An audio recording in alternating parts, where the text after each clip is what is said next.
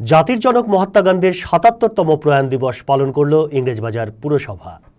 মঙ্গলবার সকাল 10:30 নাগাদ মালদা শহরের বৃন্দাবনী ময়দান সংলগ্ন এলাকায় মহাত্মা গান্ধীর মূর্তিতে মাল্যদান করে শ্রদ্ধা নিবেদন করেন ইংরেজবাজার পুরসভার চেয়ারম্যান কৃষ্ণেন্দু নারায়ণ চৌধুরী। তিনি বলেন, জাতির জনক মহাত্মা গান্ধীর ৭৭তম প্রয়াণ দিবস পালন করা হয় পুরসভার পক্ষ থেকে। যতদিন ভারতবর্ষ থাকবে ততদিন আমাদের হৃদয়ে থাকবেন গান্ধীজি। মহাত্মা গান্ধী আজকে তিরোধান দিবস, ৭৭তম তিরোধান দিবস। এই পৌরসভার উদ্যোগে প্রতি বছরই জন্মদিন মৃত্যুদিন পালন করা হয়। আজকেও তার ব্যতিক্রম নেই। আমরা তার প্রতি শ্রদ্ধা জানাচ্ছি।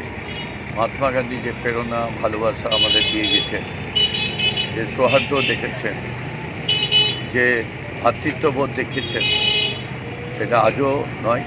যতদিন ভারত বেঁচে থাকবে ততদিন ভারতের প্রতিটা মানুষ স্মরণ রাখবে। মালদা টুডে।